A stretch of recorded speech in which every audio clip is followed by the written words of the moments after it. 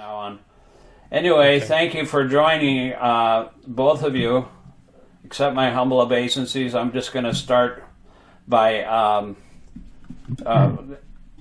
handing this over to Lubomir so he can introduce this topic for today. Here is what he has shared with me. Can you see that, Sankirtan? The introduction? Yes. Yes. Okay, go ahead, Lubomir. Okay. Shikshastaka Prabhu, we are recording, yeah? Yes, we're recording now. I'm just going to cut off the first part of that with the Okay. technical Okay. difficulties. Okay, so Hare Krishna again, dear Shikshastaka Prabhu, dear Sankirtana Prabhu, it's nice to see you. I would like just to make a short introduction about myself. My name is Lubomir. I'm 44 years old from Moldova. I've been trying to practice Krishna consciousness for more than 10 years. And having a lot of connections, a lot of friends in Ukraine, in different cities of Ukraine, going there for holidays. You know, it's 200 kilometers from the city I live in, Chisinau. So I used to go, just like a lot of people from Moldova, we used to go to Odessa during summer holidays, and you know, Ukraine for Moldovans, for us is you know, it's a country that is our very good welcoming neighbor. And since I've started practicing Krishna consciousness, I've been also visiting huge festivals in Ukraine. They are called Bhakti Sangam Festival. Around 10,000 devotees were gathering in Ukraine in different locations. So I have very, you know, strong bonds with devotees in Ukraine. I also served Dirashanta Goswami Maharaj during his preaching tour in Ukraine, and we visited Kiev, Zaporozhye, Kharkiv, and other cities in Ukraine. So I've personally visited all these cities. Plus, my wife is also from Ukraine, and when we were doing arranging our marriage, we stayed in Kiev, next to Kiev. So when this war started, you know, it was a very big shock for us. We couldn't, you know, even chant properly our rounds. It was such a big, you know, such a big shock for us. It was such a big, I don't know, some kind of trauma. You know, we couldn't understand how to relate to this war from the point, from Krishna consciousness point of view. And I started communicating with devotees. And during the first months, it was another big shock for me to hear these statements, you know, that it's just karma, demons are fighting demons, devotees shouldn't get involved into politics, it's just politics, you know, although at that time children, women, elderly people, they were already being killed, you know. So I started asking our seniors, and nobody could, you know, give us some proper understanding how to view these atrocities, this adharma from Krishna consciousness point of view. Because although everybody was talking, you know, about war being karma and something like it's an illusion, we should just chant Hare Krishna, we don't care what's going on around us. You know, it didn't offer any base, any platform that we could, you know, stand on and feel some kind of support. You know, it's just like if someone has a toothache, right? And if devotees tell this devotee with a toothache, hey, we don't care about body's physical pain, just chant Hare Krishna. It doesn't help, right? We feel the pain, you know, and it doesn't help when devotees tell you, don't mind, it's just something, it's an illusion. You are not this body, you know. Mm-hmm. So I was in this condition, in this state of search for Srila Prabhupada's instructions. And as a result of my research, this document with quotes of Srila Prabhupada on wars and in general about Dharma appeared. And I've started, communicating with devotees using, on the topic of war and on the topic of Dharma, using Srila Prabhupada's quotes. And it was a quite time-consuming research, because in the materials that we have, like in open access, like in ISKCON publications, we won't find these quotes. And I had to search them to go through all that is available on Vanipedia, on Vanipedia and VaniQuotes websites. So thanks to Krishna and thanks to His divine grace, we found this platform. We found, this reasonable, sound support and instructions by His divine grace on the topic of how devotees should relate to wars, And I would like today to discuss it with you, to present it to you, and I'm sure it will be beneficial for many devotees who will watch this video, in order to see that there is another side of Krishna consciousness that is not, that is practical, that is reasonable, that is justful, that is merciful, and that does not reject suffering of people around us. Okay. So do you want to go to the first? Yeah. Thank you for doing this research, Prabhu, and I think it's very important. And if you want to make it accessible to the public, that would be very helpful to understand what Prabhupada, what is his positions on some of these things. Because actually, Prabhupada gave numerous instructions, and sometimes they even seemed contradictory, but it was all according to time, place, and circumstance. Just to give you one little example, Prabhupada, he used to say, whenever he talked about democracy, what is the general impression that devotees get when Prabhupada talked about democracy? What is the phrase or word? Demon crazy. Demon crazy, right. So the thing is, let me see if I could find it.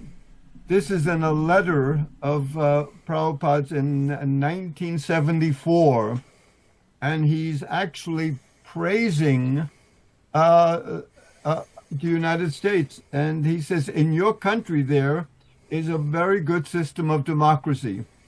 So in general, there may be that element of demon crazy, but after Prabhupada was here in America for several years, coming and going, this is in 1974, Prabhupada is freely coming and going in America. His movement is growing and growing, and he sees that the democracy here in America is facilitating the growth of the Hare Krishna movement. And so therefore, he writes, in your country, there is a very good system of democracy. So this is just one example where Prabhupada's giving different instructions according to time, place, and circumstance. And I think it's very important for the devotees to understand that Prabhupada really didn't necessarily have a pat answer for every little thing. His answers and his guide were based on how can the Krishna consciousness be facilitated in any situation. And so I think devotees need to understand this and not just so callously, delegate that this and that and the other is not necessary or not relevant to Krishna consciousness. So yeah, just an example like democracy and also voting. Prabhupada said, I don't give the vote, and so, but voting, if you have a democracy, that is the only way, that is the only thing we have. So we just have to educate the citizens in order to make the correct decisions in their vote. Prabhupada did make some comment about educating the citizens to how to vote properly. Yes. So what do we have here in front of us? Yeah, I would like to add 2 points to a very interesting thing you mentioned, Sankirtana Prabhu, regarding democracy. If we consider what is, the criteria for devotees, what is the criteria for ISKCON as Srila Prabhupada's movement of a government or of a country's characteristic. What would be this main characteristic that we can use to understand whether this country or government is good or bad? In my point of view, this criteria is very simple. Does the government or the country create obstacles for devotees to preach? Mm-hmm. If the country or this government doesn't create any problems for devotees in terms of preaching, in terms of establishing temples, in terms of Harinama Sankirtana, this is a good government and this is a good country. Right? Also, another thing I read recently from Transcendental Diary, Prabhupada, this is his pastimes in Vrindavan, India, and it's the longest chapter, I think, from Harisari's book. It's 5 volume, I think it's 5 volumes, but it's this chapter, I've been reading it so far 8.5 hours. He spent a lot of time. Each chapter is about one location. So this was 1976. And he was talking about, like you were speaking about, the suffering of people. And so he was commenting, even, he used to criticize the British government. But in one instance, he says, so this is the duty of government, to see everyone as peaceful condition. During Yudhishthira Maharaj's time, they were so happy that it is stated there was not even scorching heat or pinching cold. Of course, like in Ukraine now, they're taking out all of the infrastructure, so that now they're in the middle of winter and they're going to freeze to death. So that's not a very good government if you're causing pain to the citizens. So the government's duty is to see that the people are in good atmosphere, everything. That is first duty of government. Of course, we have seen at present moment also some of the European government have got a good arrangement. In England, I have seen, although people have lost their empire, still they get free education, free medical treatment. Also, England does not produce practically anything except potato. That's why I'm wearing his potato shirt here. But the government imports many eatables so the people may not suffer for want of food. So this is the government. The king, actually, in Vedic times, he treated his citizens like children. And so that is the standard of government in Vedic society. One point, if we're just having a conversation at this point, why don't we go back to the visuals rather than to the text? Okay, yeah, I didn't know. Otherwise, I can do that. focus on whatever's relevant, either our discussion, or if we're going to start covering the text, then we can keep the text up. Okay, what do you want to do, Yobamir? Well, Do you want to go through the text now or no? okay, let's go through the text.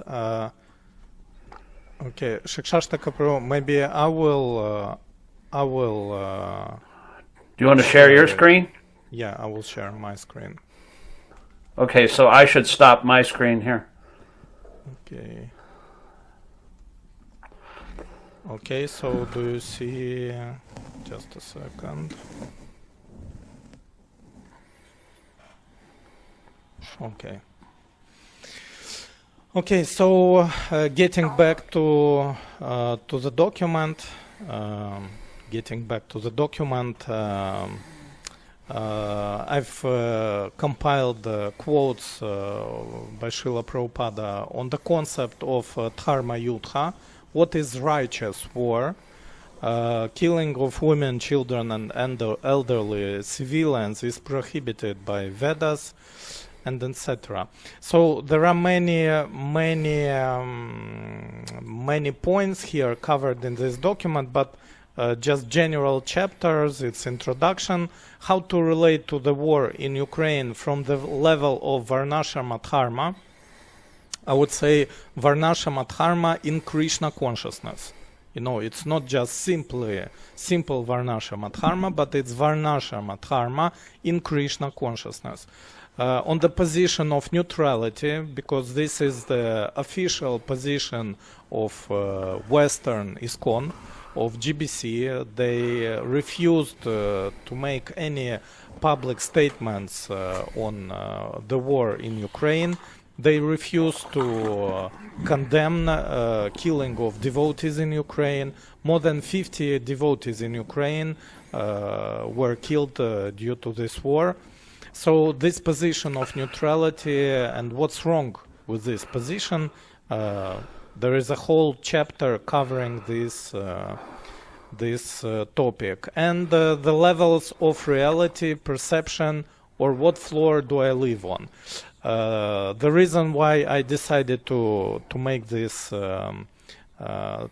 chapter is to explain to devotees that there are different levels of consciousness. Right, there is a level of liberated soul, Brahma Bhuta, Paramahamsa level, Uttamadhikari, and so on. So usually when I was discussing this topic with other devotees, they were, presenting arguments from the point of view of a Paramahamsa. Like, look, there are many Paramahamsas, that like Prahlad, we should be like Prahlad Maharaj and, just totally rely on Krishna. And it doesn't matter what happens around us. But that's the level of a Paramahamsa. But we are not on that level, right? We are on another level, and again the basic level that we can relate to and that we can count on and that we can really stand on and understand, that's the level of Varnashram Dharma in Krishna consciousness. So here also I've compiled all the information, general information with description of who is a Paramahamsa, right? Who is an Uttamadhikari, what are the qualities of such person. So if somebody starts, with the view of a Paramahamsa not being a Paramahamsa, it's obviously, Sahajiya. It's obviously Sahajiya. We are not on that level, and we should not, imitate Paramahamsa view of the reality, because we are not on that level.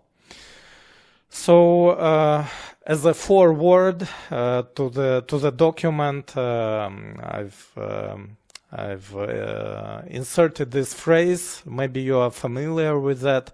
First, we become devotees, then pure devotees, and then just good people. So usually, when we start, we become devotees, and then after some time, I don't know, a year or two, devotees start imagining themselves as pure devotees. We don't eat meat, right? We are following regulative principles. And then devotees start thinking of themselves, like we are pure devotees. But this imitation... Where is that quote from? I don't know. I just heard it somewhere. Okay. Maybe later, if we ask Gemini or ChatGPT, we can get an answer. But it's a very nice quote, that I really related to during this almost 4 years of war, when I was talking to devotees and they were, again, presenting themselves as pure devotees. It's all an illusion. We don't need any dharma and so on. But again, as soon as somebody steps on their foot, as soon as somebody, tries to touch their false ego, it turns out they are not pure devotees. It turns out they are still conditioned souls, I think these are, your outline and page numbers, this all is very important because it relates back to Varnashram system. And even though Prabhupada talked about Varnashram throughout the years, in the last year, he specifically asked the devotees to establish the Varnashram system. And that's because he understood himself, yes, devotees are not really going to come up to the highest platform. There's a gradual process. And basically, the Varnashram system is encouraging people in general just to become good people and become decent devotees. And then they can rise later on. The whole system of Varnashram is meant to facilitate Dharma. And no matter where anyone is at in society, it's meant to help people establish a sense of who they are and what they're contributing to a godly society. Varnashram Dharma is a godly society. So even though somebody may be in the mode of the Tamaguna or Rajaguna, they can still contribute to the sacred society and gradually work themselves up to the mode of goodness. So this is very, very crucial for the devotees to understand this, that the whole process that Prabhupada is giving in the last year of his life was to help the entire society gradually elevate themselves out of the modes of material nature and at least into the mode of goodness. That's okay. You can. So I'm sorry I interrupted you, but please continue. Well, actually, Sankirtana Prabhu, this is, like a ground stone issue here, because during my discussions with devotees, all the time I hear, that this argument, we are followers of Lord Chaitanya, we just need to chant. Lord Chaitanya said that we don't need any Varnashrama, right? But relating to to what you said, we have here in this document discussion of Srila Prabhupada about Varnashrama. and where let me just read it, quickly. Satsvarupa, Lord Chaitanya, when Ramananda Raya brought this up, the issue of Varnashrama, he said it was not possible in this age to introduce this. Prabhupada, yes, not. He did not say possible. Ihabahya. Chaitanya Mahaprabhu was interested only on the spiritual platform. He had no idea of material side. He rejected material side.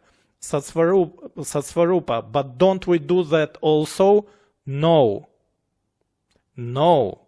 Our position is different. We are trying to implement Krishna consciousness in everything. And Chaitanya Mahaprabhu personally took sannyasa. He rejected completely material, nishkinchana. But we are not going to be nishkinchana. You see? We are not going to be nishkinchana like Chaitanya Mahaprabhu.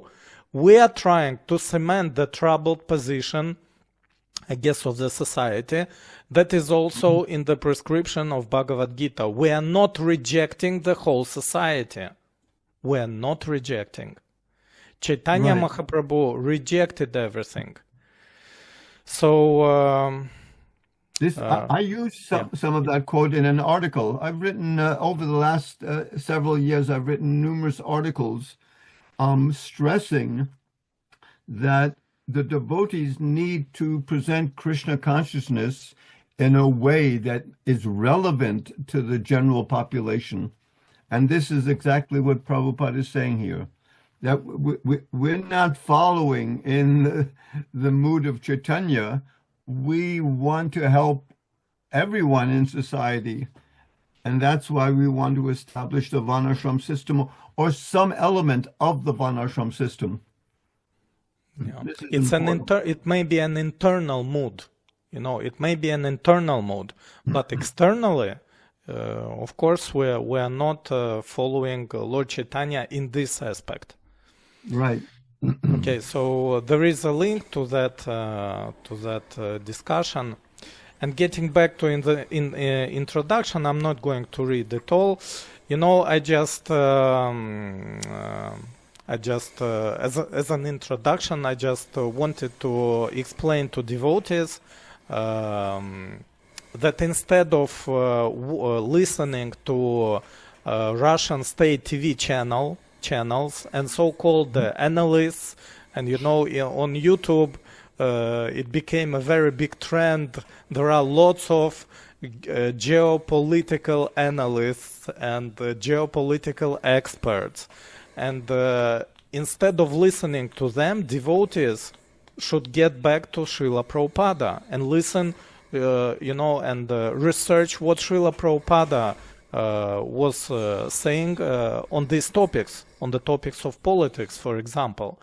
And an important issue here is that considering that conditioned souls have 4 shortcomings, and one of them is a tendency to make mistakes, then a fair question arises: how to figure out who is right and who is wrong in a war? And this question is answered by Krishna and Srila Prabhupada in Bhagavad Gita 16, verse 24. One should therefore understand what is duty and what is not duty by the regulations of the scriptures.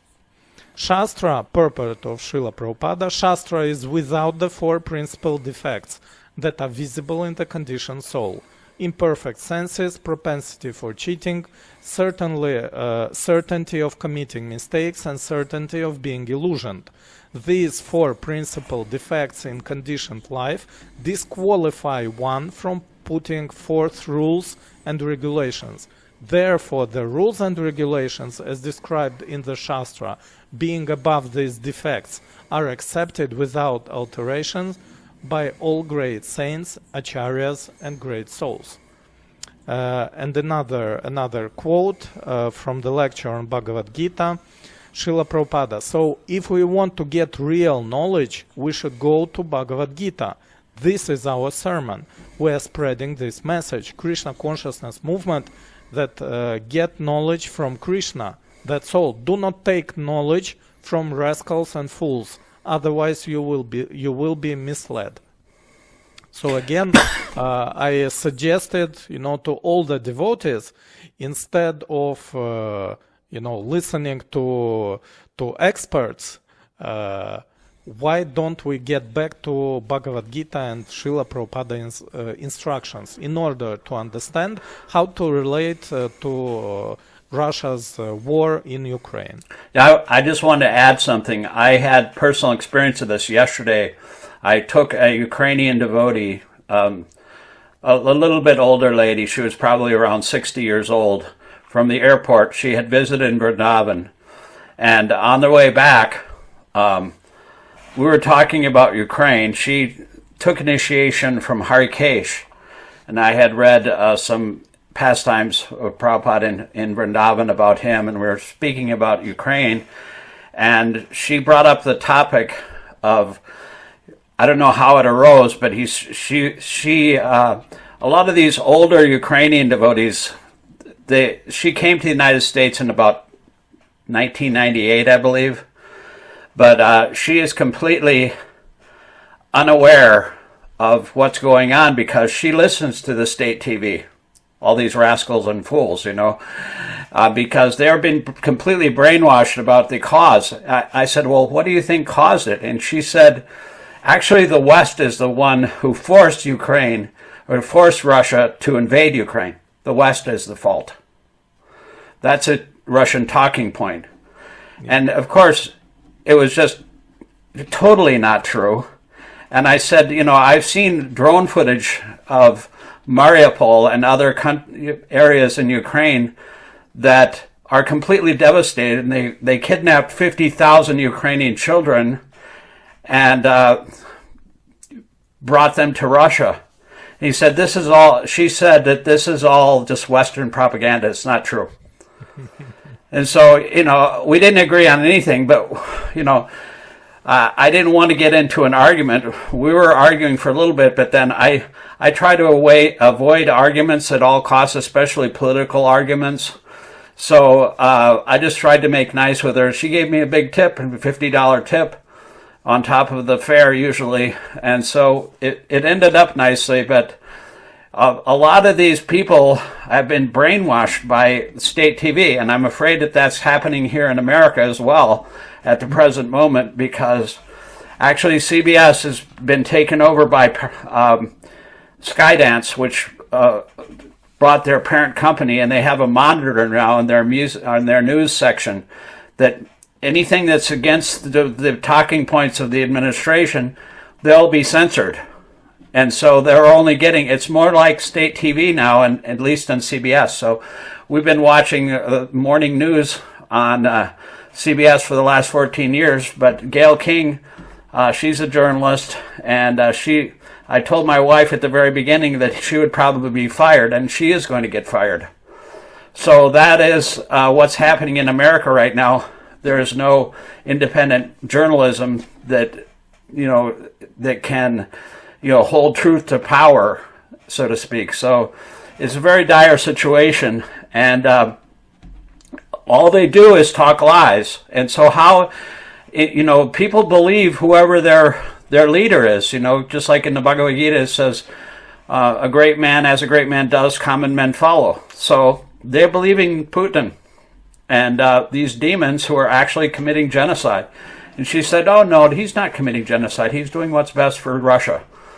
And so it just reminded me of Bhumi's complaint. You had all these leaders, or Bhumi was crying, and they went to the shore of the Milk Ocean, and they petitioned Lord Brahma to actually ask Lord Vishnu what to do. And Bhumi, at one point she said, I can bear a lot of heavy things, like mountains or oceans, but I can't bear the weight of one liar. So how many lies has this administration and Putin been spouting about this whole thing?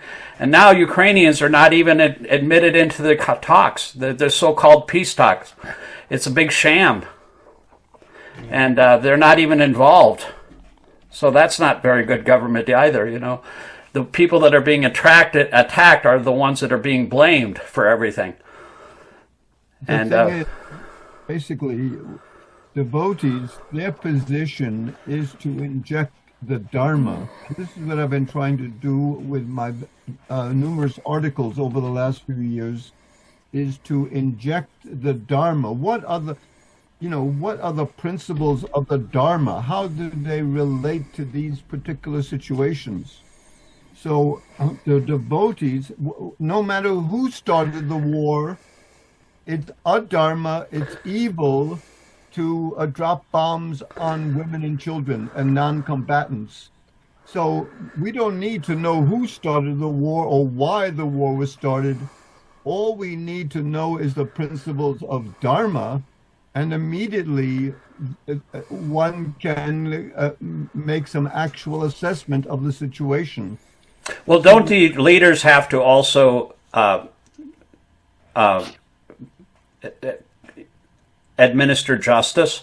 Like, in other words, if there are war crimes, then they have to be punished. There should be reparations. There should be a reconstruction. And these so-called peace talks, none of these things are being admitted by Russia. So also that is part of Dharma, is like, who is responsible? You can't say, well, we don't care who started it. We just want to go from here. But where do you go from here if nobody's held accountable and nobody is punished for what they do? That's the king's job, is to administer justice, or is it not? Oh, what king are you talking about? Whatever leader is in the charge of the country, that is. Russia, but you have the court in Hague, who is in charge of international, war crimes, etc., etc. Yeah, that's also another form of justice, but justice has to be done. He's not going to leave his country because he could be absconded, and neither is Netanyahu. They're both people who have kind of transgressed the Dharma, are dropping bombs on women and children, and there's more intelligent ways to go about fighting the terrorists than dropping bombs on women. There are no terrorists. They called it the Nazi. They called Zelensky a Nazi. He's Jewish. How could he be Nazi? Yeah. May I add one point, Shikshashtaka Prabhu, regarding this woman, this Mataji from Ukraine. During my debates, 24/7 debates with people, with devotees who were brainwashed by this demonic philosophy of Russism, we call it Russism. I've came to this very simple argument.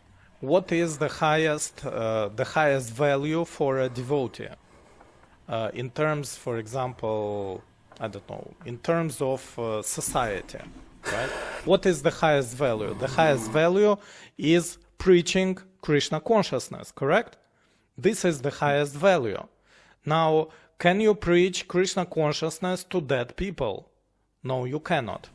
So, a country or a ruler that massively kills his citizens, like Demon Putin is killing hundreds of thousands of Russian citizens, and he is killing Ukrainians, thousands of Ukrainians, it means that he is depriving them from access to Krishna consciousness. How can they justify deprivation of Krishna consciousness by any ruler? It's unjustifiable, right? It's unjustifiable. You cannot say that I agree that let these souls in Russian bodies die thousands every day in order, to protect Russia from NATO, and at the same time to say I am a devotee. Krishna consciousness is the highest value for me. No, in that case it means that protection from NATO and all those talking points. Total Yeah. point. These are the highest values for this devotee, not Krishna consciousness. Because Right. if it was Krishna consciousness, he would condemn this war, because this war deprives souls from access to Krishna consciousness. That's why Lord Chaitanya was the pioneer of civil disobedience. When the Kazi broke the Mridanga drum and stopped the Sankirtan movement, he organized hundreds of thousands of devotees to protest. And if he didn't do that, the Krishna consciousness movement wouldn't exist now. So because he actually stood up to the Kazi and actually converted him due to his humility and his ability to converse, but the problem is that people are so brainwashed nowadays by this Russism. Is that what you call it? Russism? Russism, yeah. It's Yeah, like and so- fascism. There is fascism and there is Russism. The Mark Twain, the famous American novelist, he wrote that, I passed this brochure out, it's based on his quote. He says, it's very easy to fool people, but it's very difficult to convince them that they've been fooled. Yeah. So once they've been told all these lies, doesn't matter, like NATO is the enemy. That is a talking point in Russia. Yeah. NATO is not the enemy. NATO has been protecting the European countries for the last 70 years, since World War II. And so that is not the enemy, but they want to get rid of it because they want an imperial expansion of their just like the kings in Krishna's time, they were increasing their military buildup, and Krishna had to come and stop them and actually kill all the demons. So we can do that. Now, we don't want to kill them. We can't. They can't handle that. And it's actually illegal. But we can organize and try to recreate a peaceful society based on common cause, and fight against all these lies that are coming out. That's the symptom of Kali Yuga is quarrel and hypocrisy. And so we can see that we're deep into that right now. And that's why, dear devotees, I suggested, to turn the attention of devotees who were brainwashed by Russian propaganda from politics, from, let's say, mundane view of this war. I suggested we get back to Srila Prabhupada's instructions, because Srila Prabhupada, I don't know, even for devotees in Russia who support this war, they still consider for now Srila Prabhupada as their leader, as authority. So it's very difficult to debate with devotees who were brainwashed by Russian propaganda from the point of view of facts. They will always say it's a fake. We don't believe it. It's a fake. Ukrainian army is bombing their own cities. It's not Russian rockets and drones. And you cannot actually, debate it because it's craziness. But if we get back to Srila Prabhupada's instructions, maybe, there is a chance that some small percentage of the mode of goodness will enter their intelligence, their mind. So, getting back to Srila Prabhupada's quotes, I think the ground, the main criteria that Srila Prabhupada left us in order to understand who is right and who is wrong in a war is the concept of an aggressor. And in Bhagavad Gita, first chapter, 36th text, he writes, according to Vedic injunctions, there are 6 kinds of aggressors. A poison giver, one who sets fire to the house, one who attacks with deadly weapons, one who plunders riches, one who occupies another land, one who occupies another's land. Mm-hmm. It's very clear who is occupying whose land, right? It's not Ukraine occupying Russia's land. It's Russia occupying Ukraine's land. And one who kidnaps a wife. Such aggressors are at once to be killed, and no sin is incurred by killing such aggressors. Such killing of aggressors is quite befitting any ordinary man, and so on. And from Srimad Bhagavatam, the personality of Godhead Sri Krishna said, one should not kill a friend, relative of a Brahman, but if he is an aggressor, it must be done. Mm-hmm. As a Brahmana Bandhu, an unworthy son of a Brahman, Ashwatthama could not be killed, but at the same time he was an aggressor. And according to the laws of Manu, an aggressor, even if he was a Brahmin, not to mention the unworthy son of a Brahmin, must be destroyed. Let's say destroyed, for YouTube not to have any restrictions on our talk. So again, Srimad Bhagavatam 5:9-17. According to the Vedic injunctions, only an aggressor can be destroyed. If a person comes with an intent to kill, one can immediately take action and destroy in self-defense. It is also stated that one can be killed if he comes to set fire to the home.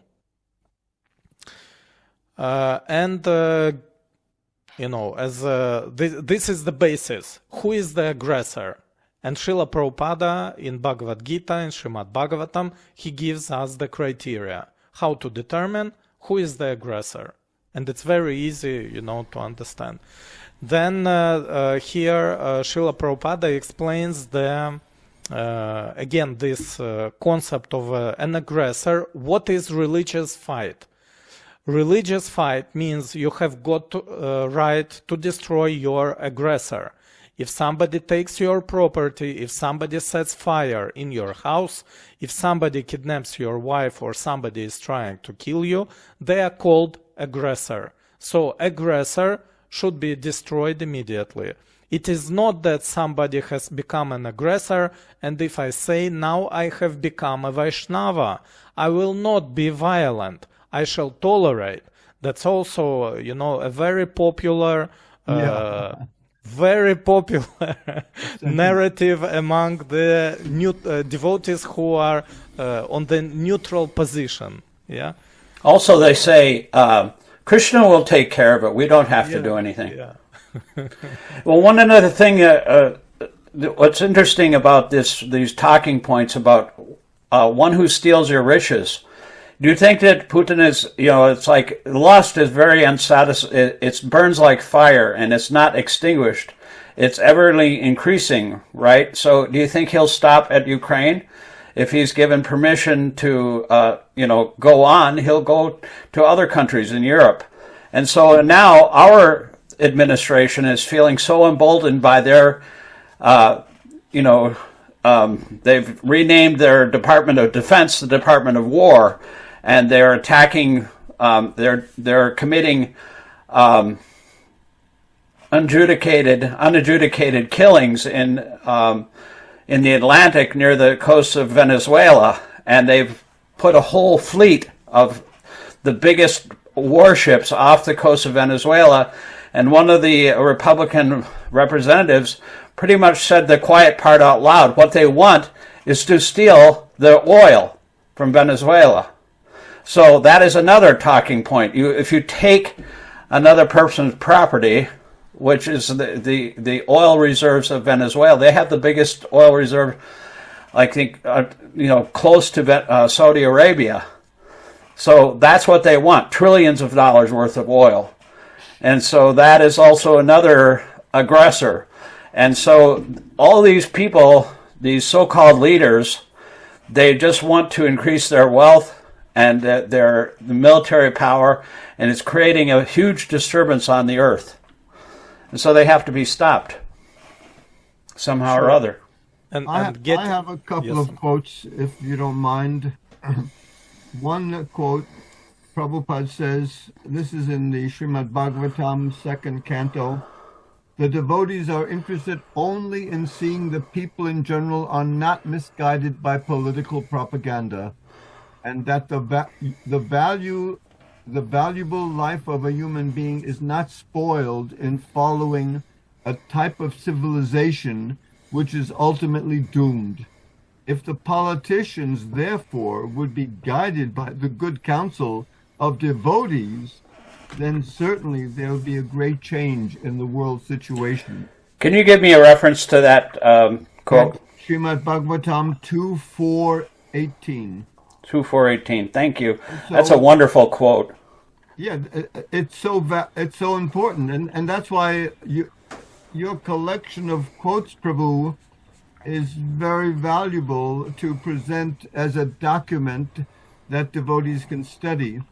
One thing, just like you were saying, Shik, about Bhumi and Brahma going to Svesadweep along with the demigods to petition the Lord, because Bhumi was, burdened with so many military forces and so many demons. But in this age, that we have an opportunity to do the same thing Bhumi and Brahma did. But in this age, the Lord has manifested himself already in the sound vibration of his holy name. So Prabhupada says here that the Krishna consciousness movement is not a sentimental religious movement. It is a movement for the reformation of all the anomalies of human society. So just like Bhumi and Brahma and the demigods petitioned the Lord, Prabhupada is suggesting here that we have to petition the Lord through the sound vibration of his holy name. And this movement is the reformation, he says, of all the anomalies of human society, all of the things that are wrong and can go wrong. So, back in the old days, the devotees that joined this Hare Krishna movement, they were idealistic. They were not just interested in their own salvation, but in helping the population in general. We were in the midst of the Vietnam War. So there was so many difficulties. There's difficulties then, there are difficulties now, there are wars now. So we need to petition and attract those people who have principles and who have ideals, and explain to them that in the Yuga Dharma, in this age, the chanting of the holy name is really the only way we can get some actual reformation in society. And so that's my focus, is that this is the reformation. There's two types of things that I'm trying to focus on. One is to show devotees, here is the solution, the chanting, and the more people that are involved in the chanting of holy name on a public level, the more potent it's going to be. Just like you were saying that at the time of Chaitanya, he organized a massive civil disobedient demonstration. And so devotees don't really share with the public what the value of the holy name is. They're on the streets in the big cities in New York and in London and so many other places, and they're chanting, and people look at the devotees as, maybe an oddity, maybe it's, they're sending out good vibrations, but the devotees don't really share with them. You need to participate. We need to help the spectators become participants and inspire the spectators to be, and more, when more people participate, there's going to be a greater potency to change and to reform the anomalies of human society. That's the way Prabhupada actually started this movement. I just read a chapter with New Vrindavan when he was here in 1976. He was on the way from Pittsburgh Airport to New Vrindavan, and he was saying, this is the way I started this movement in New York City. I would simply we wouldn't like bang them on the head with the Srimad Bhagavatam, tell them you must do this, you must not do that. You should just come here, take some prasadam, and chant kirtan, and then go home. And then after a while, then you can introduce the philosophy. They need to be purified a little bit first, Exactly. before and actually attracted. See, that's why in the Bhagavatam it says that in order to actually reach people, they must be attracted first. Otherwise, they'll be turned off because they think it's kind of weird, you know. They have to be purified by the prasadam and by the chanting to be able to really understand this a little better. Yeah, I mean this is also exemplified by Lord Chaitanya's pastime with Shivananda Sain. A dog was following him to Jagannath Puri, and he became attracted by he would follow the devotees, and one time the dog wasn't fed and he ran away, but and so Shivananda Sain was very worried. He sent out men to find a dog, but they couldn't find it, so they continued on, and the dog ended up in Lord Chaitanya in Jagannath Puri, and Lord Chaitanya was feeding the dog green coconut pulp. And the dog, in its own way, was chanting Hare Krishna. You tell the dog to chant Hare Krishna, and the dog, in his own way, was going roar, roar, roar, like that. And Shivananda Sain, when he saw the dog, he immediately paid obeisances to the dog. And he said, he was just a dirty, mangy dog, but by the association of devotees, by taking prasadam, by chanting the holy name, that you know what happened to that dog? The next day he was gone because he went back to Godhead. So even if you're a dog, you can it doesn't require any kind of qualification. The people of this age are so fallen, they're not available. They're not qualified for anything. But if even a dog like that can be delivered, then that is the process. First of all, we have to attract them by our own example, by our own purity and chanting and prasadam, and then they can be purified to the point where they can listen. Right. And if I may add Srila Prabhupada's discussion on chanting. Mm-hmm. So Hari Shauri Prabhu, but in Chaitanya Mahaprabhu's practical preaching, he only induced them to chant. Prabhupada, that is not possible for ordinary men. Hari Shauri, what, to simply induce people to chant? Prabhupada, Hari Shauri, he only introduced just chanting. Prabhupada, but who will chant? Who will chant? Satsvarupa. But if they won't chant, then neither will they train up in the Varnashrama. That's the easiest. Prabhupada, the chanting will be there, but you cannot expect that people will chant like Chaitanya Mahaprabhu. They cannot even chant 16 rounds. And these rascals are going to be Chaitanya Mahaprabhu, Satsvarupa. No, but if they at least will chant and take some prasada. Prabhupada, chanting will go on. That is not stopped. But at the same time, the Varnashrama Dharma must be established to make the way easier. Mm-hmm. And then they continue discussing importance of Varnashrama. So it's chanting plus Varnashrama Dharma. 2 rails of the railway path.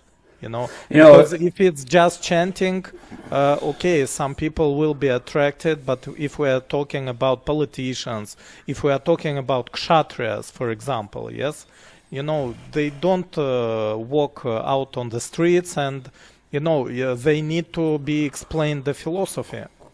The philosophy may be difficult to understand for people with Shudra nature. But for people, Vaishyas, with Vaishya qualities, with Kshatriya qualities, with Brahminical qualities, they need philosophy, and the basis that we can offer them today, at any moment, is Dharma. Dharma is the law of justice. Everybody wants justice for himself. There isn't a single person on this earth that doesn't want justice for himself. Everybody wants justice. So the law of Dharma is basically the law of justice. Do thou to yourself that you don't that you want to be done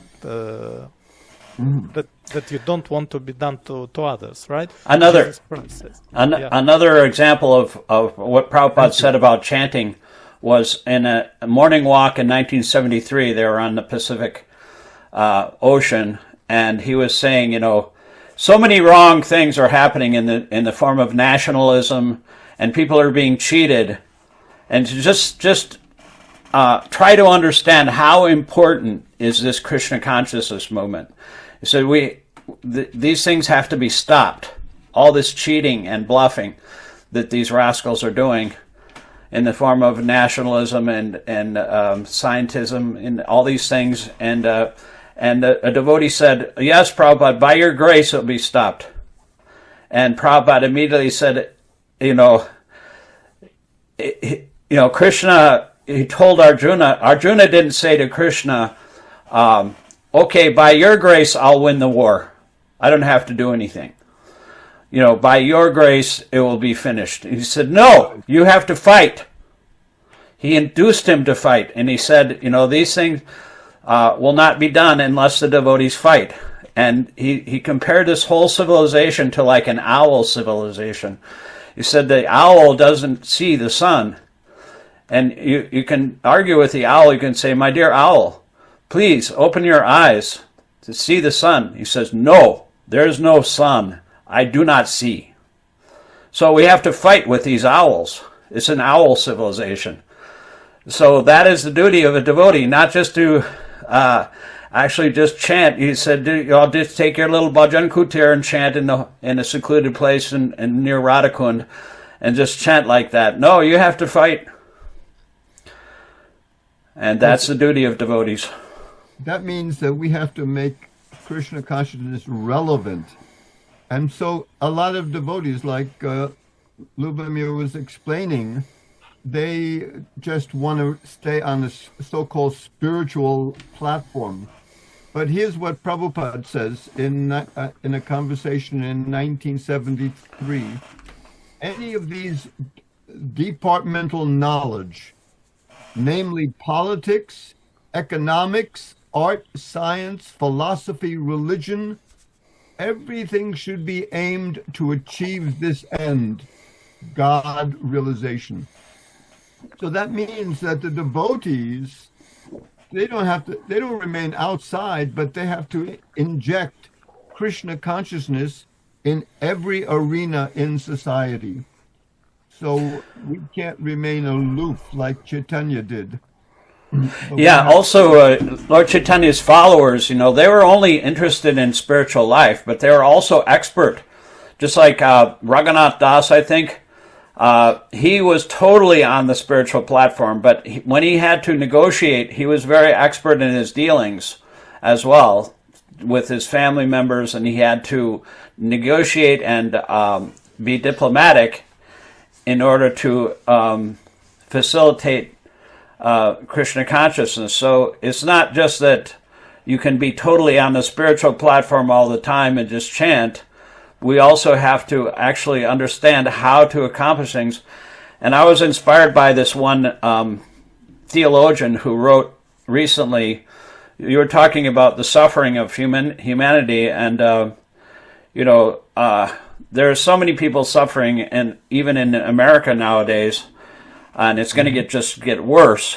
And when Swayambhuva Manu visited Kardama Muni in the bank of the river, he said, "You have to actually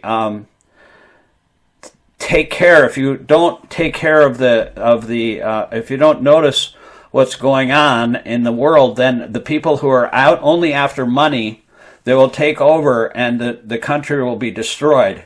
And he said the Brahmanas, their duty is, they're usually not involved in politics, but if they neglect the suffering of the people, then all their Brahma Tejas, all of their potency will be leaked out of of like a clay pot, just like water comes out of the pot. All of their Brahminical qualities will be gone if they neglect the suffering of the people.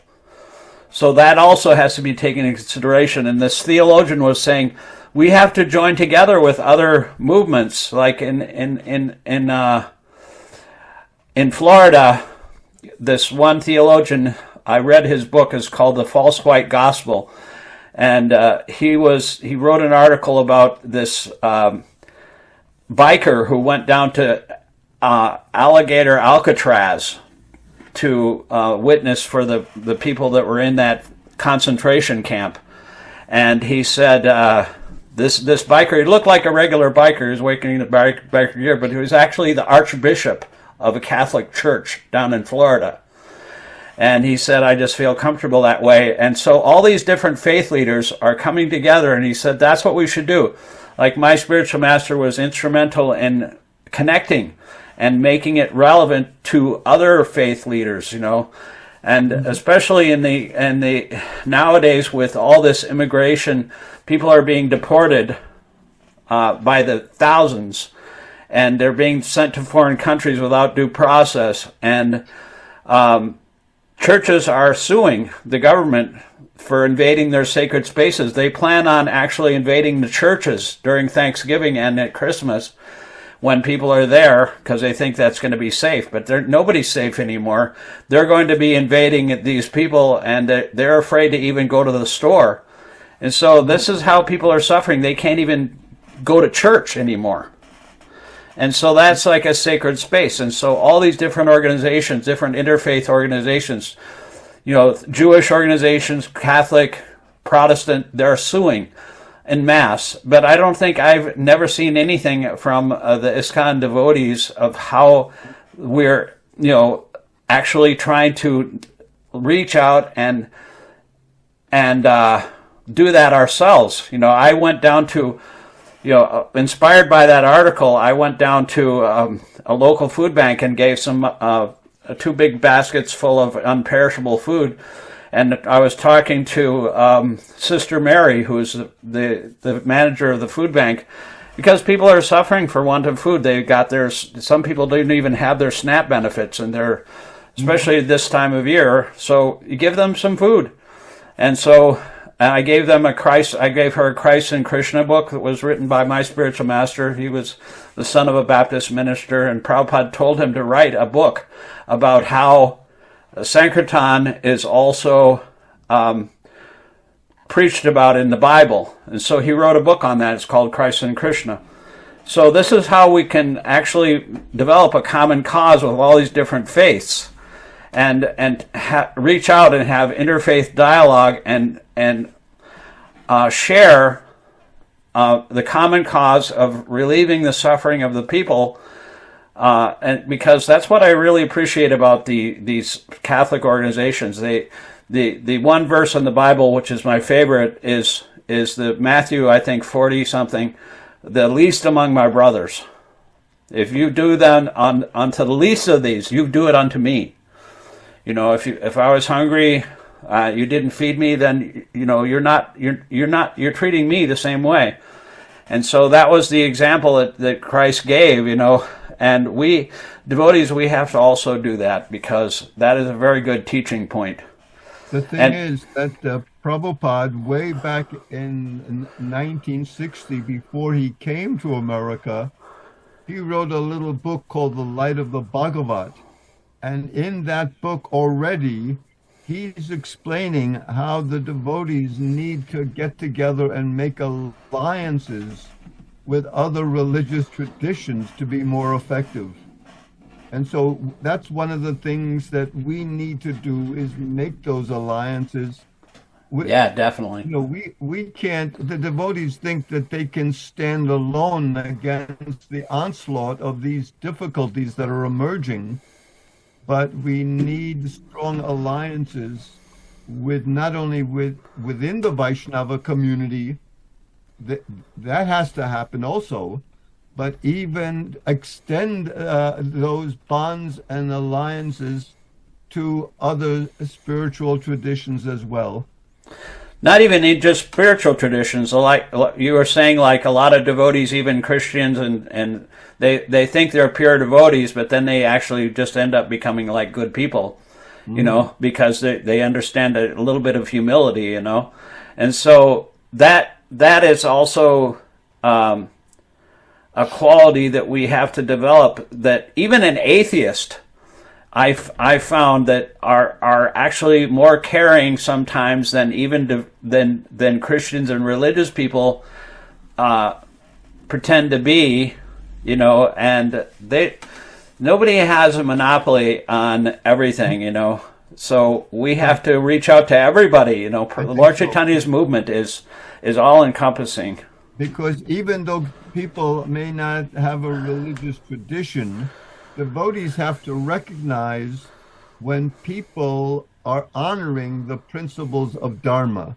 Exactly. They may not be involved in some religion, so to speak, but the principle, and so we have to establish the 4 principles of Dharma, which is truthfulness, compassion, internal and external cleanliness, and some sort of self-sacrifice.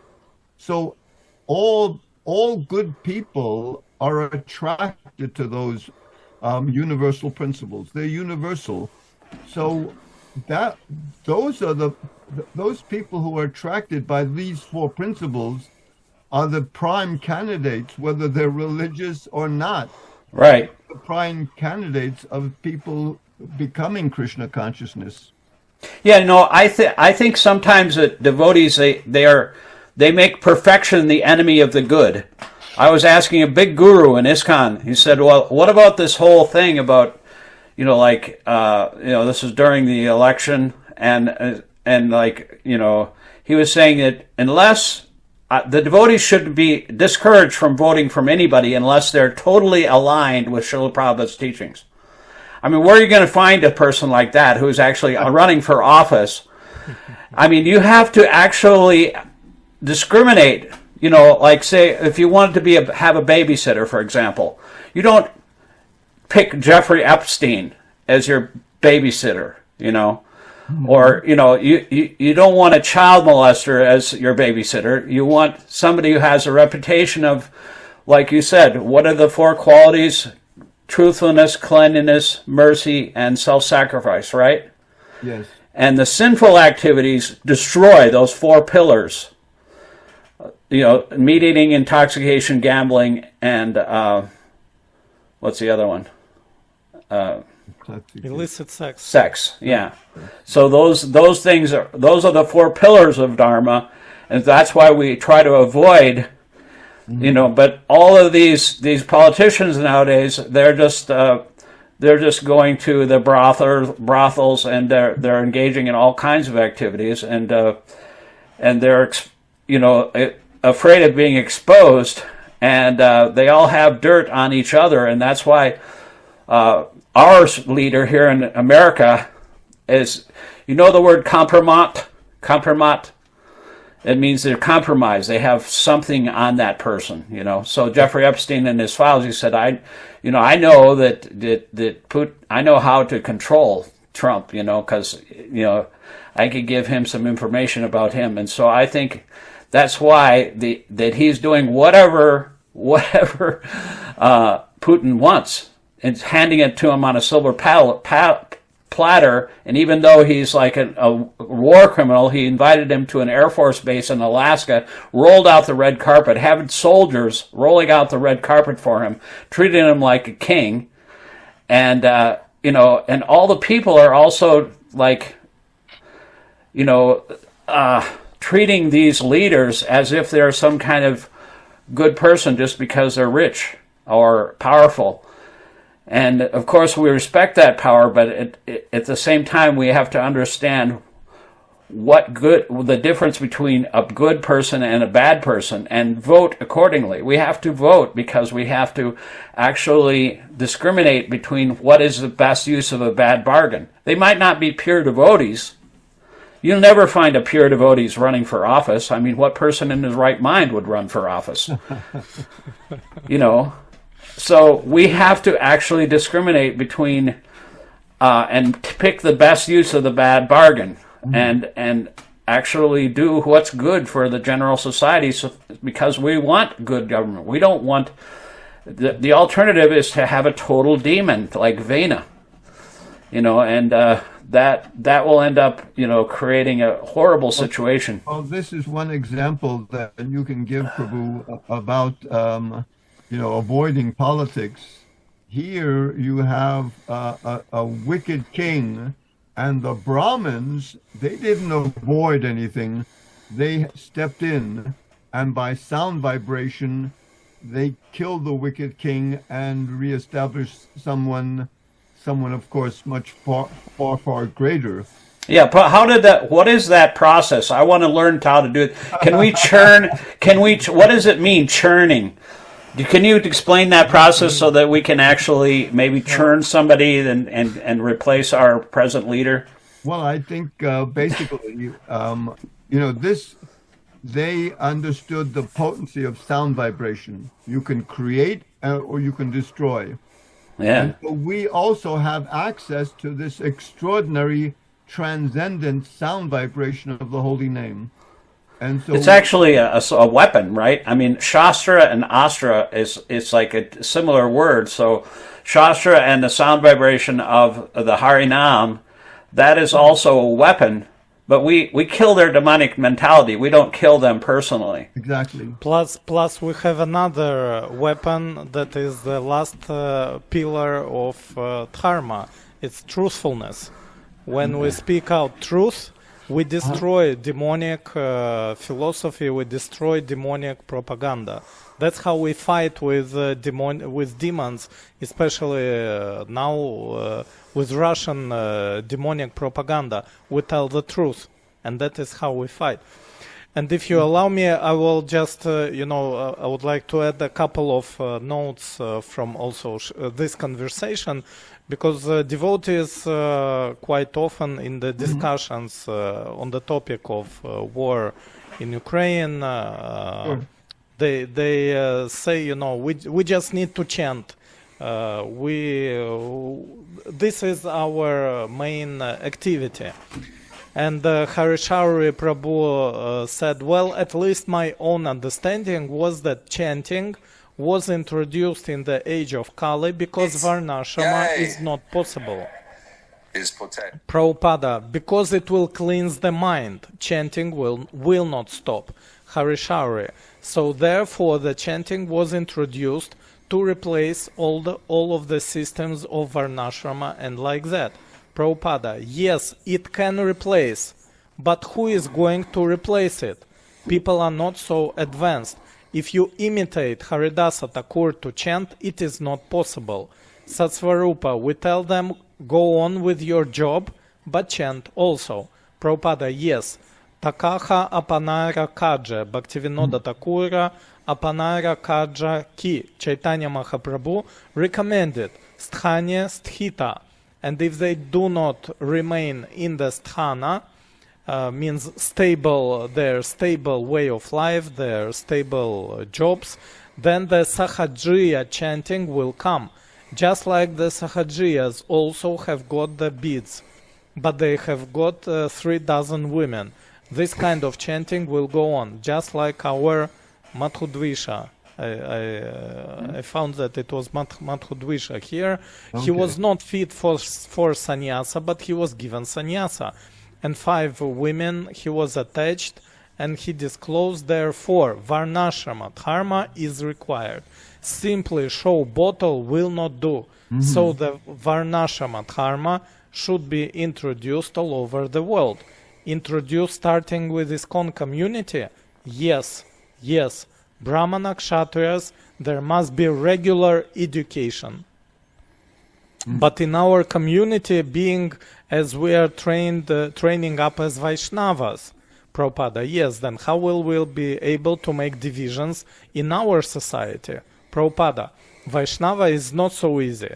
The Varnashrama Dharma should be established to become a Vaishnava. It is not so easy to become Vaishnava. That's why we need Varnashama Dharma to become Vaishnavas. So chanting Harinama Sankirtana plus Varnashama Dharma, these are the two rails that we need to follow. I appreciate that. Thank you. What is the? This is a very familiar, but what is the reference to this conversation? It's Room Conversation, February 1977, 14 February 1977. Yeah, the book I'm reading now between Harisari and Prabhupada was in 75 and 76. I thought it might have been from that, but this is from after that. Listen, I can't really participate too much longer, so I jumped on in the last minute, but I think there's a lot of good points here. Of course, we've taken it onto a much higher level than the concern between Ukraine and Russia. This is a real problem all over the world. The rogues and demons and the lying and the greed that's going on is on a massive scale, much higher than in previous generations. Here in America, the economic diversity between the common wage holder and the multimillionaires and the billionaires is increasing every day. So this is yeah. You have also mentioned nationalism, like Christian nationalism. That's a big problem too, because even in India they have the Hindutva. That's a form of Indian Hindu nationalism, and this kind of nationalism. Prabhupada said in that warning walk, he said so many wrong things going on in the name of nationalism. The so-called Christian, they do not even trust in Jesus Christ. They're going on as Christian, as priests, and people are suffering. How can we see that? These rascals are flourishing by cheating and bluffing. This business should be stopped. This is the Krishna consciousness movement. So that's our goal. We have to follow in the footsteps of Srila Prabhupada, and the whole point of that morning conversation was we have to fight. It's not just how to be humble, but at the same time we have to actually forcefully present the Dharma. And maybe just to close our conversation regarding the being tolerant like Chaitanya Mahaprabhu. Now, if somebody has become an aggressor, if I say, now I have become a Vaishnava, I'll not be violent, I shall tolerate. Chaitanya Mahaprabhu has taught us to be tolerant like the tree or the grass, so I shall become tolerant, let him do. Just like Gandhi used to say, somebody questioned him that if somebody comes and violates the chastity of your daughter in your presence, what will you do? He said, I shall remain non-violent. But that is not Shastric injunction. That is foolishness. Therefore, as there is danger, suppose Chaitanya Mahaprabhu has taught us that be tolerant, but not that where violence is required, we should be tolerant. No. Just like while Nityananda Prabhu was injured by Jagai and Madhai, he wanted to immediately kill him. Similarly, non-violence does not mean that in right causes also you will remain non-violent. No, you do not attack anybody unnecessarily. You do not kill unnecessarily even an animal, not even an ant. You should be non-violent by your nature. But when there is aggression, there are enemies. The Shastra says Dharma Yudha. That is Dharma Yudha. So devotees, everyone has his own Dharma Yudha.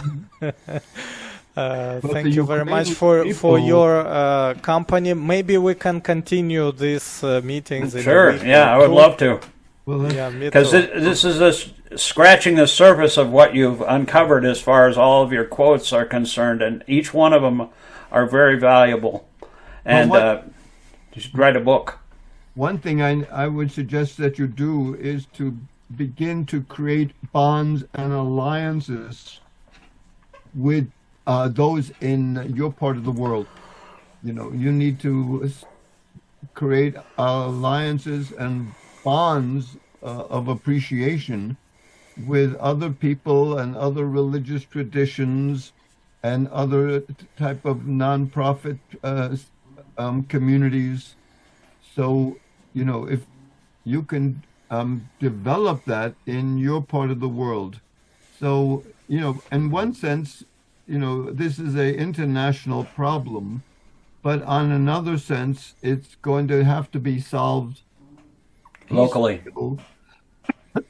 on a local level. You can't solve the problems in the United States. Yeah, but we are churning and discovering the principles that we can apply to any kind of situation. Yeah, we need a strategy, a common strategy, right? The common cause, like Prabhupada talked about in Srimad Bhagavatam, you know, we have to establish a common cause. And that could be, you know, create a revolution.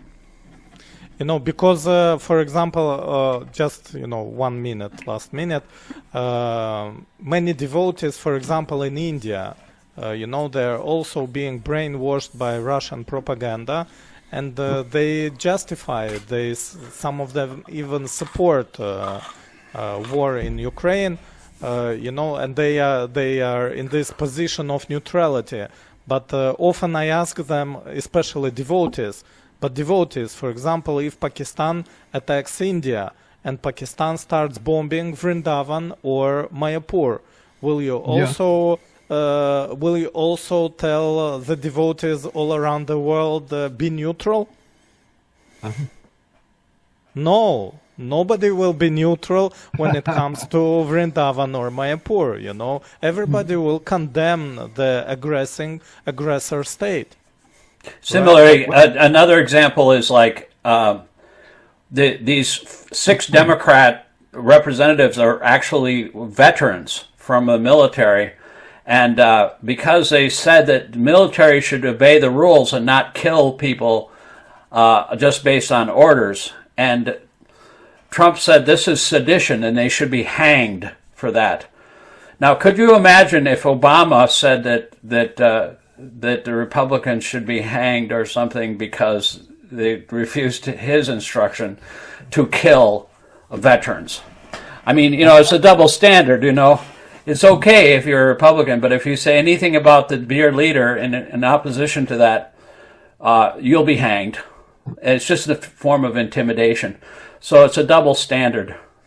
And so, yeah, we can't have that double standard. Just like another example is when there was attacks on temples in Bangladesh, you know, the devotees weren't quiet about that. They let out a voice of objection. So, you know, but the basic understanding has to be what is Dharma and what is adharma. So if devotees are only picking and choosing, oh, I'm going to say something here, but not over there. But the standard is we want to uphold the Dharma and we want to point out, here is adharma. So we have to train the devotees to be able to distinguish, because right now they're only making preferential judgments, not based on sound principles of Dharma and adharma. Yeah, but it's also a practical example of like picking and choosing. For example, like for all the people who are leaving this like a lot of people, 70 million people voted for this administration, and they say, well, I didn't know it would be that bad. They deceived us. It said, no, he was pretty clear. It just, they didn't care until it affected you. Just like the Hindus, they didn't care if the Mohammedans, unless they were personally attacked. And one of my friends in New Vrindavan said, The devotees will continue not to care unless it actually affects them personally. Right. When it affects them, then they'll. Yeah, then they'll care. But otherwise, whatever else is going on in the world, they don't care. That's over there. That's just Maya. That's politics. That's illusion. You know, we're involved here in our little bubble, and we're going to just chant Hare Krishna and be happy. But that's a mentality of a Shudra. Shudra thinks only about me, myself, Exactly. and my body. You know, Yeah. the comfort of my body. That's Shudra No long-term mentality. vision. There's no long-term vision for Sudra. Only immediate sense gratification. You know, the whole principle of worship of Krishna, Krishna himself says the best method of worshiping him is actually to see Krishna in every single living entity. And unless you're Kanishta Adhikari, Kanishta is the lowest level. He only sees the deity in the temple. But the Madhyama Adhikari, he sees Krishna in every single living entity, especially in devotees. So we have to go beyond our bodily concept and understand that Krishna is even in an ant. We can't even hurt an ant. So, Prabhu, I'm sorry, but I'm going to have to bow out. Thank you so much for joining. Thank It's been you, a pleasure. Sankirtana Prabhu. And Hare Prabhu, Krishna. take care of yourself, and Shikshastika will talk again. Yes. I'm looking forward. Take care. Hare Krishna. Hare Okay, Haribo. Do you want to wrap it up here? Yeah, do you have any? let's wrap it up, Shikshastika Prabhu, for today, and maybe in a week or two we'll. Yeah, I would love to continue this conversation. You know, I've been trying to, ever since the election, you know, I was on a Zoom Bhakti class in New York City. I would attend every morning the question and answer. And this was right after the election of Trump, and I couldn't believe it. I thought for sure this guy is not going to get elected again. You know, after the January 6th incident, I thought, okay, good, he's gone. You know, and then I just put it out of my mind once Kamala Harris was elected. I said, okay, we're good now. And I didn't even think that he would get elected. And so when he actually got elected, I was blown away, and I needed to be talking off the ledge. You know, I was like really, really disturbed, and I needed some devotee association. And so I had written something. You know, the Prabhupada came to America to establish this movement in New York City, especially the Bhakti class was given in New York City. And I said, you know, he came here to this country in order to, because the whole world was following America, and if America could become Krishna conscious, then the whole world could be Krishna conscious. And now America is a pariah in the world. No. Nobody follows it. They're not even sharing intelligence. They had there's 5 nations that were sharing intelligence, and England no longer shares intelligence with America because they're doing these extrajudicial murders off the coast of Venezuela with no judicial process, no investigation, and just because they want to, and they want to start a war for oil, and they want to invade, Venezuela to get their oil. So this is just another example of occupying and taking your stuff, you know. So this is just, I couldn't believe it, and so I started, I'd written something the night before, and I was saying that, you know, that it was supposed to last another 10,000 years, this Sankirtan movement. And it seems like that whole idea, the dream of Prabhupada's America being the leader of the world, is like in jeopardy now. And now it's up to each individual devotee. And the devotee that was leading the class, who was the giving class, he was like waving it off and saying, this is not appropriate. You can't talk about this kind of thing in this class. And so he shut me down, and I told Adi Purusha, my friend who calls me every week, he just called me before this class, and I said, I don't feel that I can reveal my mind in this Zoom class, you know. And so he said, well, just start your own Zoom class. And so I've been trying ever since then to develop a community, and every once in a while, I have a Zoom program every single night based on what's going on in the world at 6 p.m. And So I've been doing that, but hardly anybody ever shows up, you know. But I'm happy to anytime you want, you know, like we can do this again. But you're like 7 hours ahead of us, so it'll have to be in the morning. But I don't do anything. I'm semi-retired. My wife is the one that wears the pants in the family, you know. So she's a home health nurse. I just try to help pay the bills by driving around with Uber, you know, and I make a little bit extra money and try to help with the bills. But she works all the time, and I couldn't do that because I'm just a lazy bum, you know. So I'm available anytime if you want to have. Okay. Another program. Let's make it, I don't know, in a week or two.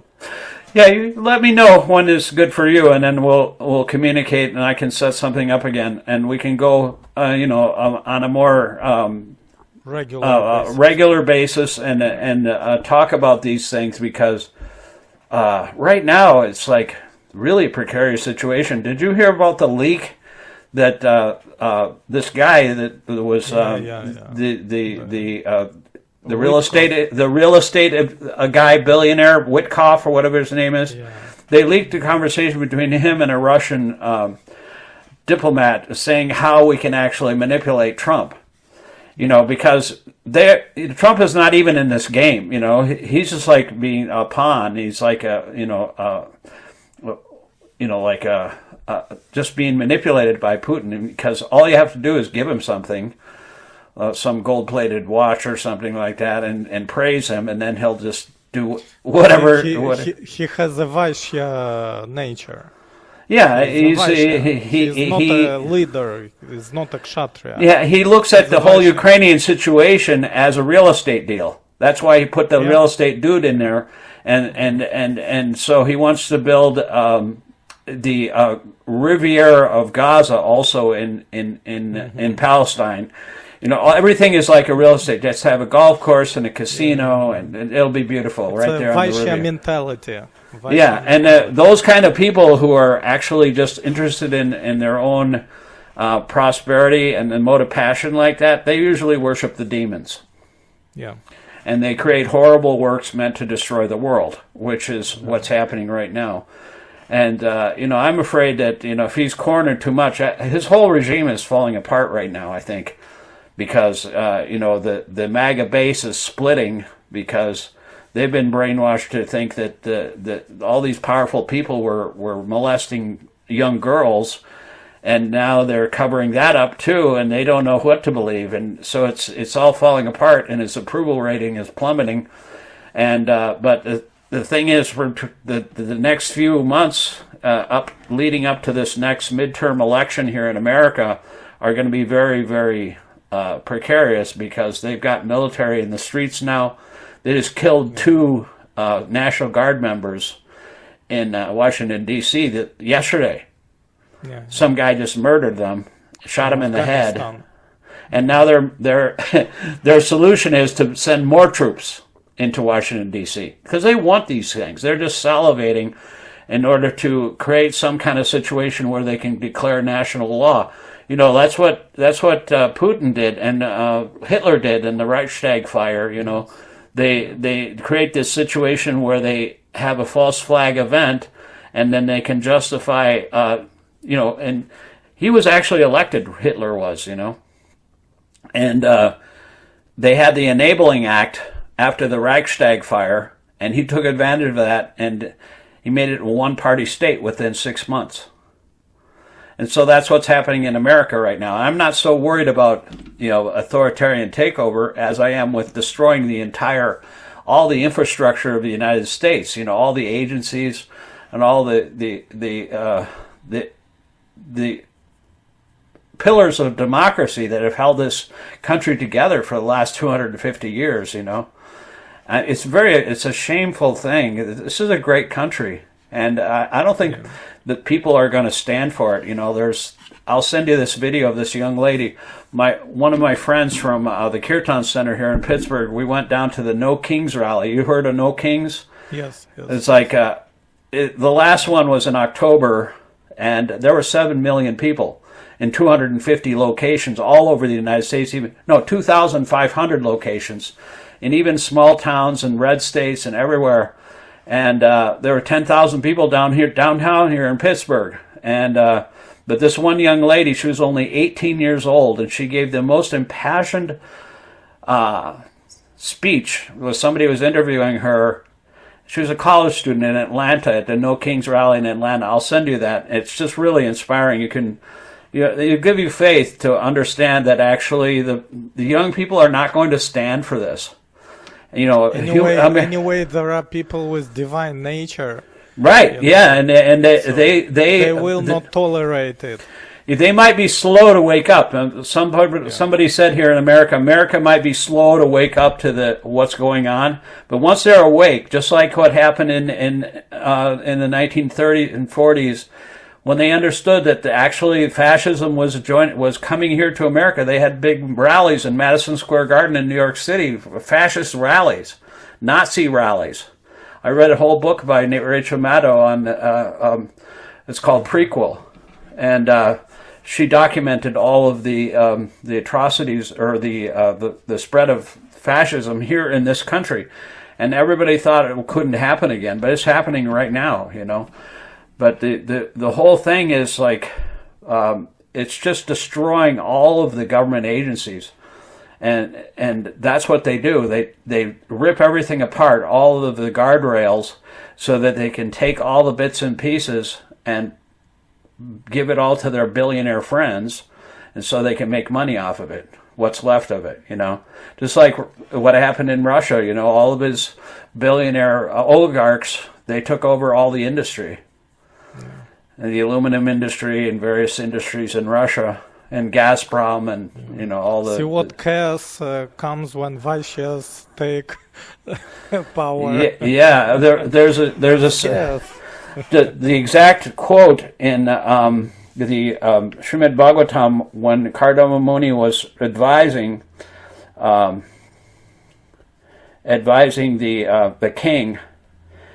I'll just give that. It says, if you give up all thought of the world situation, unrighteousness would flourish, for men who hanker only after money would be unopposed. Such miscreants would attack, and the world would perish. That's what's happening. Yeah, that's from the third canto, chapter 21, text 55, at the end of the chapter. So even that would happen millions of years ago, but the same thing, there's nothing new under the sun, Everything is happening, and if you don't learn from history, history is going to repeat itself. Yeah. So, by the way, I wanted also to thank you for your audio books. Oh, thank you for listening. I'm always, when going to the work or going to the city, I'm always listening, and thank you very much for your service. You're welcome. There's a lot of nectar in there. If you listen to the whole thing, all of the books, it would take you 3 months, more than 3 months to listen, even if you listen day and night. Because I was in anxiety after I got done reading Prabhupada's book. Somebody from Krishna Path, they're involved in the original translations and the pre-1978 editions of Prabhupada's books, because they were upset about the changes. I don't care anything about that. My friend Adi Purusha from Ukraine, he said they can't even change anything. Prabhupada repeated so many things. So it can't even change the Prabhupada's books. And so I just like to read. And so I said, sure, I'll do that. But then I was running out of books to read. And I was in anxiety because I was going to the end of Prabhupada's books. And I was like, at that point, I was like a genie out of the bottle. The genie comes out of the bottle. He has to have something to do. Otherwise, he'll destroy everything, And so I said, what am I going to read? And I thought, oh, wait, there's a Mahabharata, there's a Ramayana. And then I thought, the Goswami literature. Okay, I'm good. I'm old. I'm 70 years old now, so I'm like a fossil, and the fossil is about ready to go extinct.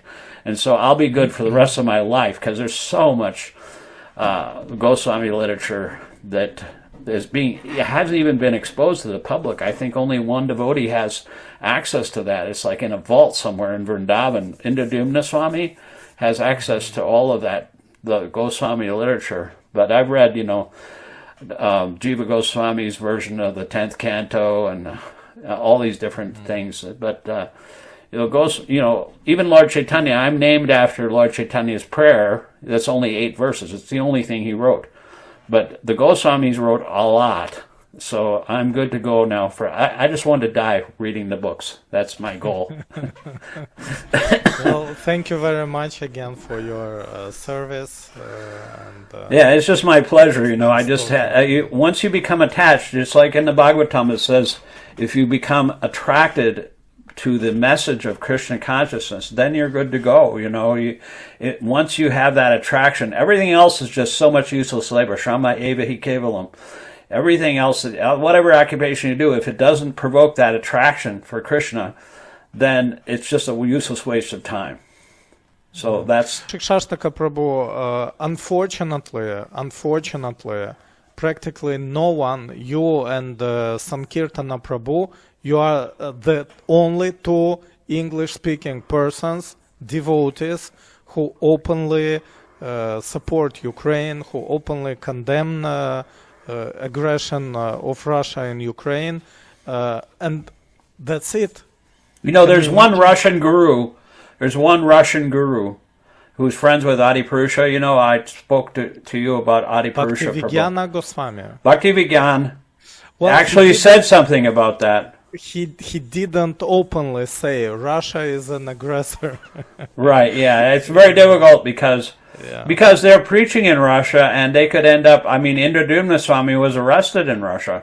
Yeah. And you can end up like Navalny, since some gulag in Siberia or something. Yeah.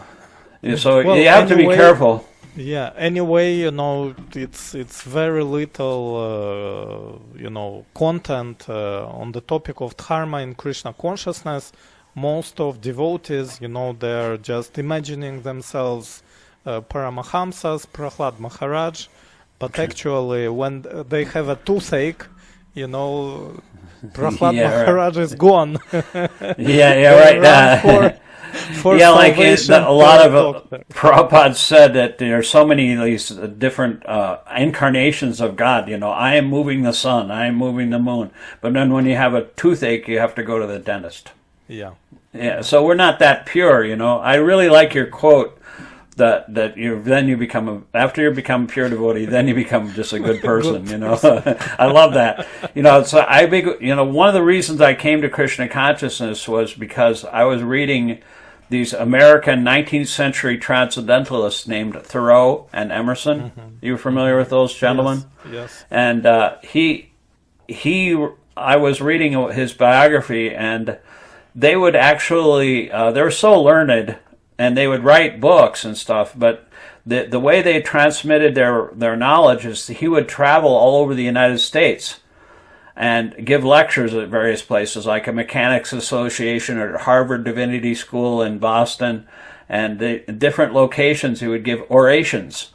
And then a farmer would see him and say, actually I like this guy because he doesn't think of himself as some kind of big, high muckety-muck scholar or somebody that knows everything. I can relate to him as a human being because he seems like me. He seems like just like you and me. So we have to be humble. The humility is the most important. Like my name is Shikshasika, and you're supposed to wear that around your neck. That verse, Tanada Pisi Shana. And I did actually for a while. I had, just like this Nrsimha deity, I had a medallion of that around my neck, and unfortunately I lost it. So I've got to actually try to wear it in my heart, But that was a way that Lord Chaitanya convinced the Kazi, and he convinced all these Mayavadis, and convinced the Buddhists, and he was just so humble. It just almost makes you cry when to think how humble he was. The Prakashananda Saraswati, he invited him into the room. He was sitting in the place where they take off the shoes and wash the feet.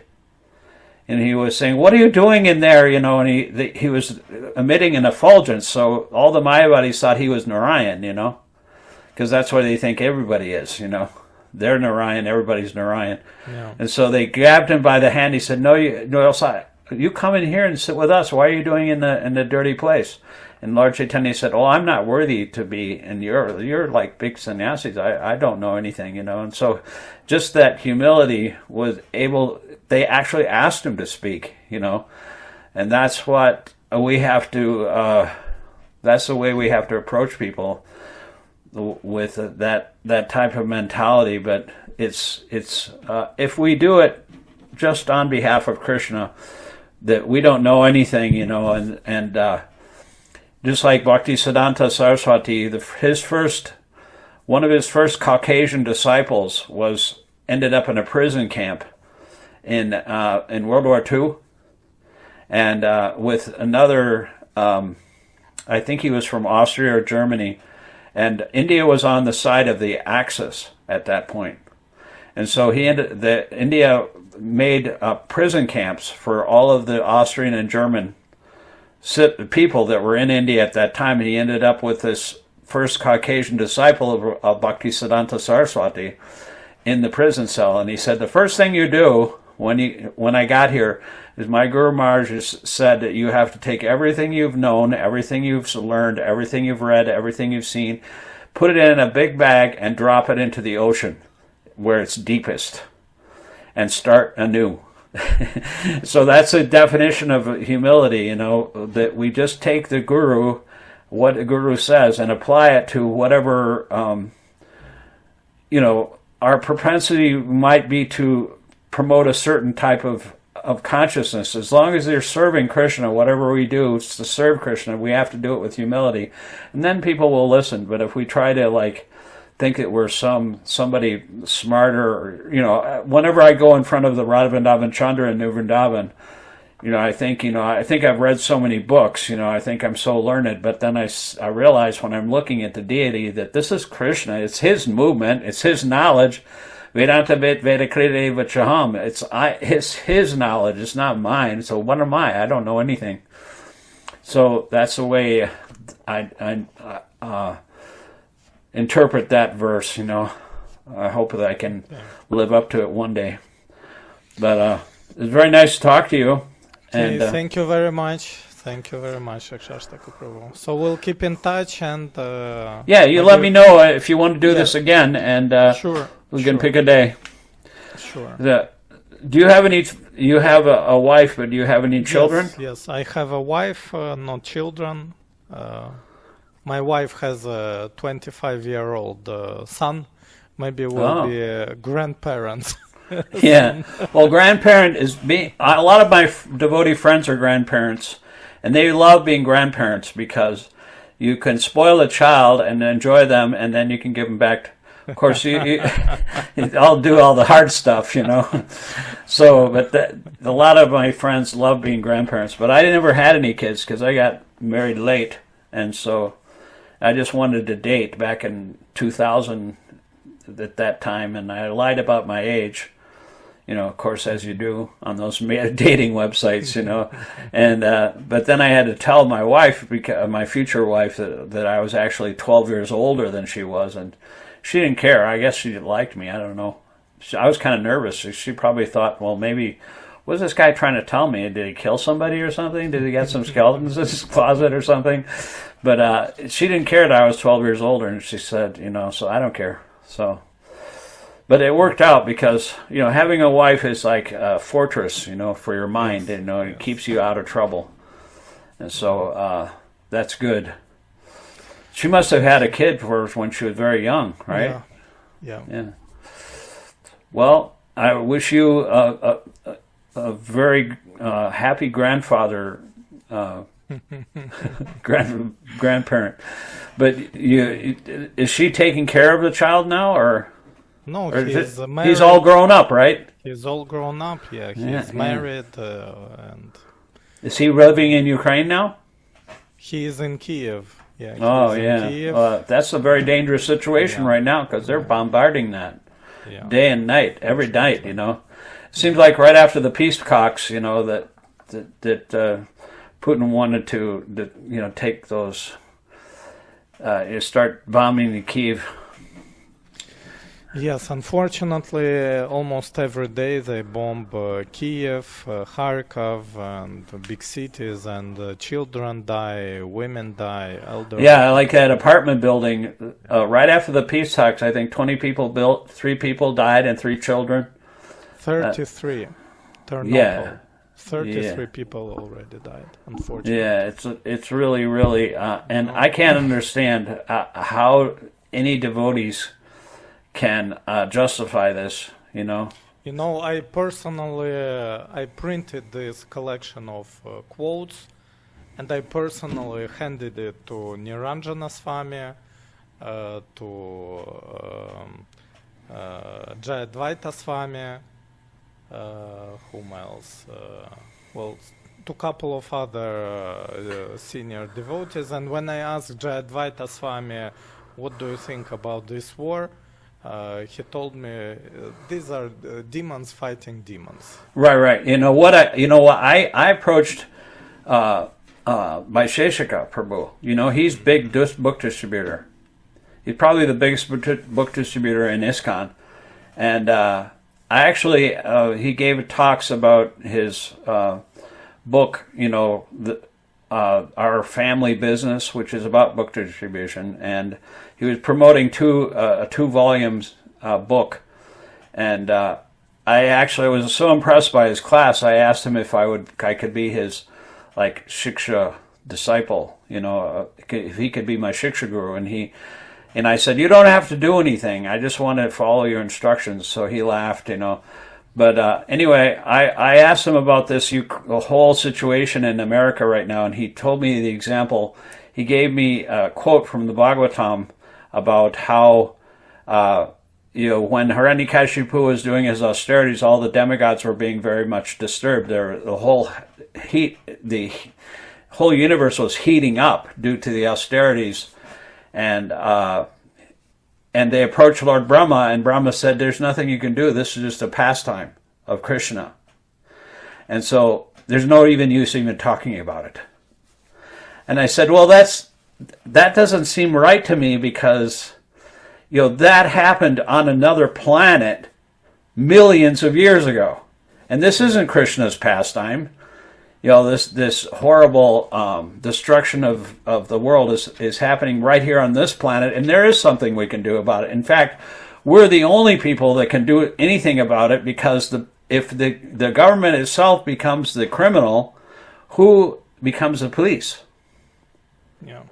The people. Who will tell the truth?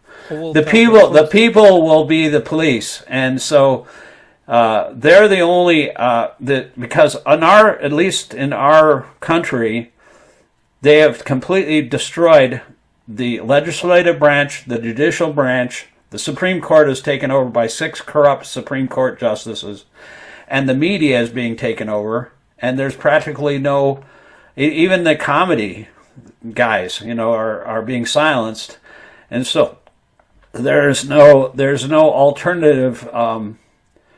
There is no police, because it's been stifled, and that's what they do, But it can never last forever. That's why it's really kind of boggling. They try to make a permanent situation on this planet, and he's building his whole East Wing ballroom, like a Marie Antoinette ballroom, for hundreds of millions of dollars, and everybody's giving him money for that. That means he wants to live there forever, but he's probably going to be dead in a few years. That's what he doesn't realize, And so he wants to make a permanent situation, but Krishna has other plans. Krishna, to the atheists, Krishna appears as death. Yeah. Also, Krishna says that I am punishment for the lawlessness, for the crime. I am punishment for the crime. Yeah, even one of my favorite people, historians. His name is Timothy Snyder. Have you ever heard of him? Yes. I'm reading the article that you've sent. On tyranny. He wrote a book called On Tyranny, and but I made an illustrative slideshow video out of those 20 lessons from the 20th century about how to deal with the tyrannical situation. And that's a bestseller. But he made a graphic novel out of that, and with nice paintings and everything. But he said, even before the election, he was like touring. He had written a new book called On Freedom. He wrote a book called On Tyranny, and right before the election, he was doing a book tour in Ohio. And he was saying that this lawlessness, that if Trump and Vance get elected, there's going to be rampant lawlessness, and a series of economic crises. And we see that happening. And, all of these experts on fascism and authoritarianism, they have left the country. He went to Canada. Another guy that I was reading, his book is called Erasing History by Jason Stanley, who is another historian. And I read his whole book as an audiobook, and he moved to Canada too, because he could see what was coming. So it's just complete lawlessness, and they take all of the money, a huge, massive transfer of money, and destroy all of the good institutions that are taking care of the people, and put all the money in their pocket. So Vaishyas. What can you do with Vaishyas? You need Kshatriya. They're not just Vaishyas. They're just greedy demons. Vaishya is like a caste in India, which is created by God. Uncivilized Vaishyas. Like Mlechka Vaishyas. They're just demons in kingly dress. Just like Vena. Who doesn't have any. Just like Varshana Maharaj here in New Vrindavan, he's one of the most advanced devotees, and he was saying that the worst kind of person, or worst kind of leadership, he was talking about leadership, is the person that doesn't take any advice from anybody.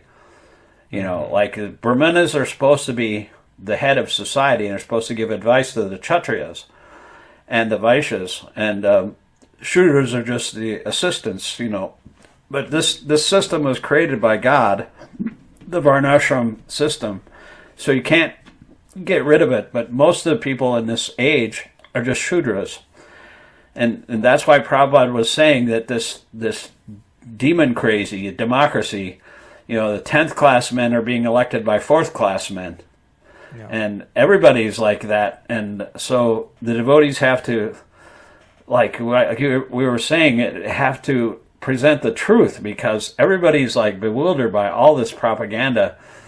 I mean, just like that Mark Twain quote, to fool somebody is very easy, but it's very difficult to convince them that they've been fooled. I mean, I got in a big argument from that woman that I was taking from the airport. She believed all the talking points from the Russians. What do they call it? Russianism. Yeah. Because but the state media here in America is becoming more and more like Russianism, because they're afraid to actually say anything that but some people are standing up, and I'm going to send you a little clip of this 18-year-old girl who was at the No Kings rally in Atlanta. It's the most powerful thing I've ever seen. It's like, as far as like a young person, and it's tragic because I'm old. I'm not going to be around that much longer. But these young people, are going to have to live with whatever is left of this country after they get done with it. It's really tragic. So if you have, I'm sure everything will be okay. It's just that sometimes it takes a demon. Or it takes a Kurukshetra for good people to unite, otherwise... Yeah, well, the thing is, like, how long is it going to last, though? Because Vladimir Putin was elected, and he's ruled over Russia for 30 years. Yeah.